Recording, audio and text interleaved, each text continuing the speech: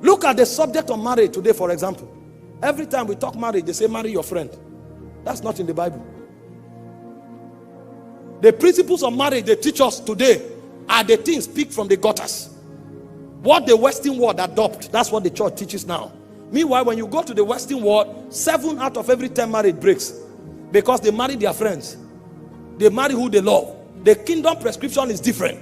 You don't marry who you love who you marry, because love is a commandment. But it will take a teaching priest to bring you to that point. And your husband is not your friend. Your husband is your Lord. Your wife is not your slave. Your wife is a co-heir with you. So when a man is dealing with his wife, he's dealing with his wife the way Christ deals with the church. He dies to bring his wife's reality out.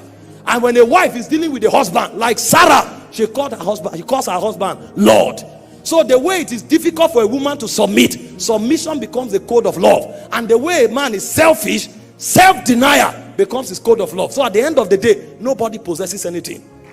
It's a kingdom pattern, because when marriage is completed, you will not just have children, you will become like Christ. Because the goal of marriage is to deal with your flesh until you become like Christ. But what the word is teaching is how to coexist together. And so it becomes a mental charade, because there are no teaching priests. He said, as holy women, the same way Sarah called her husband Lord. He said, that is how you relate with your husband. And he said, concerning the man, for your prayer to be answered, deal with her with understanding as a weaker vessel. So the man is disadvantaged, the woman is disadvantaged if they choose to walk in the flesh. Because if the woman doesn't see the husband as Lord, she will never have a relationship with God. And if the man marginalizes the woman, his prayers will not be answered. Kingdom position. Because marriage reveals the portrait of heaven. But we reduce it to earthly things. You will see people go for marriage seminar. They tell them to dress naked before their husband. Because love is sensual. Love is not a commandment.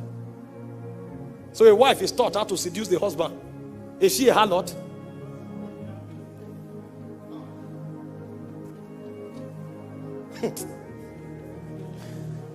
He said for a long time Israel was without a true God. And he said because there were no teaching priests, and because they were not taught the law. And so the kinds of messengers God is raising are those who have seen God in the light of heaven. And so they interpret God not just from biblical intelligence, but they interpret God from encounters and the intimacies they've had.